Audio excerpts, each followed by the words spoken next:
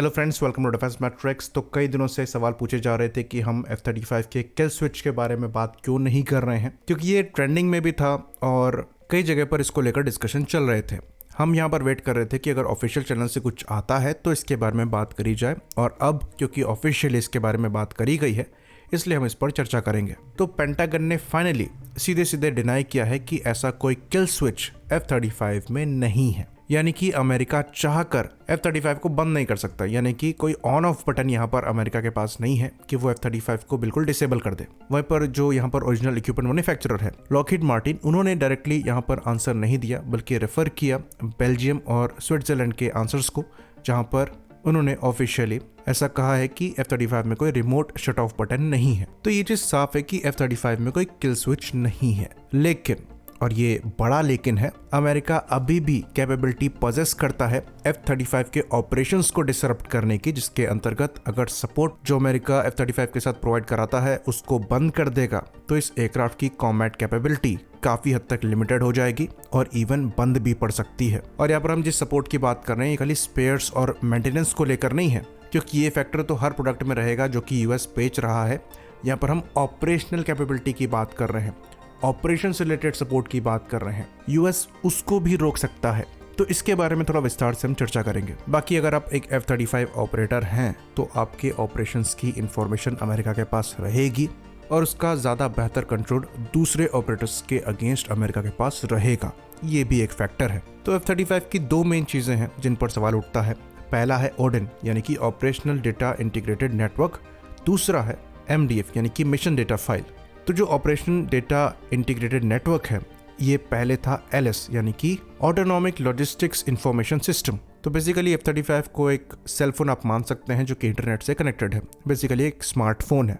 तो LS और ODIN एक नेटवर्क की तरह है जिसके अंतर्गत F-35 अपने ऑनबोर्ड LRUs, एवियोनिक्स और डिफरेंट सिस्टम की हेल्थ की इंफॉर्मेशन डिफरेंट मेंटेनर्स और लॉजिस्टिक्स यूनिट को भेजता रहता है, ताकि जो F-35 की मेंटेनेंस है वो स्ट्रीमलाइन हो सके, ताकि अगर पार्ट्स की कोई रिक्वायरमेंट हो तो उसके लिए आपको अलग से जांच करके रिक्वेस्ट ना करनी पड़े, वो पहले ही आपको तैयार मिलेगा, जो कि एक अच्छी चीज़ है। पर सवाल यहाँ पर ये उठता है कि क्या खाली सिस्टम के हेल्थ की ही इंफॉर्मेशन जाती है या इससे ज़्यादा भी जाता है, क्योंकि ये जो LS यानी कि ऑटोनॉमिक लॉजिस्टिक्स इंफॉर्मेशन सिस्टम है इसको लेकर परेशानियां आई थी, इसलिए ODIN यानी कि ऑपरेशनल डेटा इंटीग्रेटेड नेटवर्क को डेवलप किया गया, जो कि चीज़ों को बेहतर बनाता है। लेकिन सवाल यहाँ पर उठते हैं कि ODIN की कैपेबिलिटी कहाँ तक है, क्योंकि वहाँ पर कम्युनिकेशन प्रोसेसिंग थोड़ी बेहतर हुई है और इसको थोड़ा कम सेंट्रलाइज किया गया है ताकि जो एक्सपोर्ट कस्टमर्स हैं उनका कॉन्फिडेंस जीता जा सके। पर इसमें कितनी ट्रांसपेरेंसी है इसको लेकर सवाल उठते हैं। बाकी इससे ज़्यादा जो क्रूशियल चीज़ है ये मिशन डेटा फाइल्स है। तो मिशन डेटा फाइल्स बेसिकली क्या होती हैं कि अगर आप कोई ऑपरेशन परफॉर्म कर रहे हैं, उनमें आपने डिफरेंट टारगेट्स देखे हैं या फिर डिफरेंट पैरामीटर्स देखे हैं, उनकी इंफॉर्मेशन यहाँ पर स्टोर होती है और जो थ्रेट है उनको एनालाइज करके एक बेहतर काउंटर को बनाया जाता है और इस चीज़ को बाद में अपडेट किया जाता है ताकि जितने भी F-35 ऑपरेटर्स हैं उनके पास भी ये इन्फॉर्मेशन रहे। जैसे कि एक F-35 ने Su-35 को डिटेक्ट किया तो उसका रडार क्रॉस सेक्शन क्या है, उसके थर्मल सिग्नेचर्स क्या हैं, इसकी इन्फॉर्मेशन मिशन डेटा फाइल में स्टोर होगी और अल्टीमेटली ये बाकी F-35 ऑपरेटर्स के पास भी जाएगी। तो ये जो मिशन डेटा फाइल्स हैं ये यूएस में मैनेज करी जाती हैं और इन पर अपडेट्स भी रेगुलर दिए जाते हैं, जो कि कॉम्बैट इफेक्टिवनेस के हिसाब से काफी ज्यादा क्रूशियल हो जाते हैं। तो बेसिकली F-35 एक कंप्यूटर है जो कि इंटरनेट से कनेक्टेड है और यहाँ पर जो सर्वर रूम है उसकी लोकेशन और उसका एक्सेस अमेरिका के पास है। तो यहाँ पर ये चीज जरूर कही जाती है कि अगर अमेरिका MDF या फिर ODIN को डिसेबल करता है तो एयरक्राफ्ट फ्लाई करना बंद नहीं करेगा, इसकी कैपेबिलिटी में लिमिटेशंस जरूर आ जाएंगी, पर ये कोई किल स्विच नहीं है क्योंकि ये एयरक्राफ्ट के दूसरे फ्लाइट ऑपरेशंस इंस्ट्रूमेंट से छेड़खानी नहीं करता है, इसको उनसे सेपरेट रखा गया है। पर सवाल यहाँ भी उठते हैं कि जो दूसरे F-35 ऑपरेटर्स हैं वो इतना कुछ पे करने के बावजूद इस एयरक्राफ्ट पर कोई कंट्रोल नहीं रखते हैं। बेसिकली वो अपने हिसाब से इनको मॉडिफाई नहीं कर सकते, इनको मेंटेन नहीं कर सकते, सॉफ्टवेयर को टच नहीं कर सकते और माइनर चीज़ों के लिए भी उन्हें यूएस की परमिशन चाहिए होती है। एक एक्सेप्शन यहाँ पर खाली इजराइल है, जो कि एकमात्र ऐसी कंट्री है जिनको एड के पैसों पर पहले तो ये एयरक्राफ्ट मिले और उस पर भी ऑफसेट क्लॉज अप्लाई हुआ, जिसकी वजह से वर्क शेयर भी मिला और इनको एक सेपरेट F-35 2020 में दिया गया था जो कि स्पेसिफिकली इजराइल के लिए था, जिस पर इन्होंने डिफरेंट टेस्ट किए, डिफरेंट मॉडिफिकेशन किए और डोमेस्टिक इलेक्ट्रॉनिक वॉरफेयर इक्विपमेंट यहाँ पर ऐड किए गए, वेपन्स ऐड किए गए और कैपेबिलिटीज को ऐड किया गया। तो इस चीज को लेकर भी क्वेश्चन उठे थे कि इजराइल को एक अनफेयर डील मिली है जिसके अंतर्गत यूएस ही सब कुछ पे कर रहा है, उसके बाद भी ऑफसेट क्लॉज लगाए जा रहे हैं, उसके बाद उन्हें एक्सेस भी पूरा दिया जा रहा है। वहीं पर जो अमेरिका के नेटो एलाइज हैं जो कि इस प्रोग्राम में शुरुआत से भागीदार रहे हैं, वो पे भी कर रहे हैं, उनको पूरा एक्सेस इस प्लेटफॉर्म का नहीं है और वो अपने हिसाब से छोटे मॉडिफिकेशन भी नहीं कर सकते। तो ये चीज हमें दिमाग में रखनी पड़ेगी। यहाँ पर किल स्विच नहीं है पर दूसरी टेक्निक्स है इस प्लेटफॉर्म को किल करने की, और जो F-35 के ऑपरेटर्स हैं उनको भी ये मालूम होना चाहिए और मालूम है। बाकी F-35 में कहा जाता है करीबन 8 मिलियन के ऊपर लाइन ऑफ कोड्स हैं। अब कहीं भी थोड़े बहुत चेंज करके कुछ फीचर्स को छुपाया जा सकता है जिसके बारे में यूजर्स को हो सकता है नॉलेज ना हो। तो ये भी एक अनसर्टेनिटी बनी हुई है और ये चीज पहले भी देखी गई है कि अमेरिका द्वारा अपने एलाइज पर स्पाइंग करी गई है, तो इनके एलाइज भी इनको ट्रस्ट नहीं कर पा रहे हैं और शायद इसीलिए अब एक बैकलैश F-35 को लेकर आ रहा है।